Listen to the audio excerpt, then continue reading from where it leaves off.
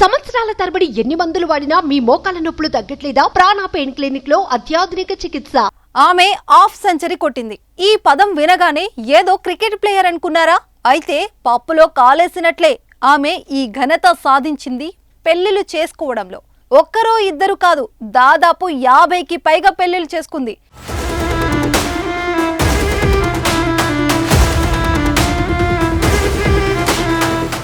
ఇందులో Guinness book లేదు, కానీ ఉంటే అది ఆమెకే సొంతం. వాట్సాప్ లో డీపీ మార్చినంత ఈజీగా, డ్రెస్ మార్చేసినంత సులభంగా భర్తలను మార్చేస్తూ ఎందరో జీవితాలతో ఆడుకుంది ఈ మాయలేడి. రెండో పెళ్లి చేసుకుంటేనే దొరికిపోతున్న ఈ రోజుల్లో 40 పెళ్లిలు ఒకరికి తెలియకుండా మరొకరికి చేసుకోవడం సాధ్యమా? అంటే సాధ్యమేనన్నట్టుంది ఈ నిత్య పెళ్లి కూతురు. పెళ్ళంటే 100 ఏళ్ల పంట, మ్యారేజెస్ మేడ్ ఇన్ హెవెన్ అంటారు. ఒకసారి 3 ముళ్ళు పడితే జీవితాంతం ఒకరి కోసం ఒకరు బతకడమే పెళ్ళంటే. కానీ ఈమెకు మాత్రం మ్యారేజెస్ అంటే 3 నెలల ముచ్చటే. తలంబ్రాలు పోయించుకున్నామా, డబ్బులు నగలతో ఉడాయించామా అన్నట్టుగా సాగుతుంది ఈ నిత్య పెళ్లి కూతురు. ఈ ఘటన తమిళనాడులో చోటు చేసుకుంది.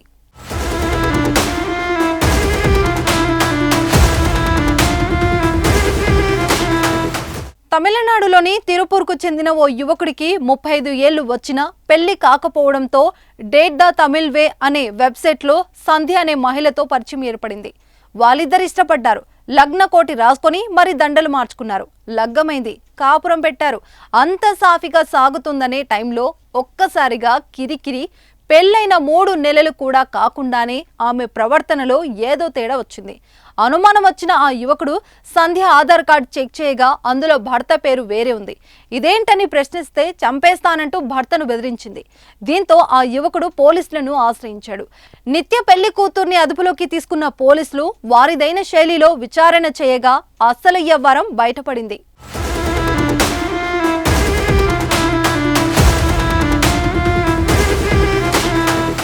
విచారణలో పోలీసులే నివ్వెరపోయే నిజాలు బయటకు వచ్చాయి. ఆమెకు 50 కంటే ఎక్కువ మందితో పెళ్లైందని విచారణలో తేలింది. ఇందులో ఊహించని ట్విస్ట్ ఏమిటంటే ఆమె బాధితుల్లో చాలా మంది ఉన్నతాధికారులు ఉండటమే. మొత్తం మీద ఇంతమందిని మోసం చేసిన ఆ మహిళను ప్రస్తుతం పోలీసులు అదుపులోకి తీసుకుని విచారిస్తున్నారు.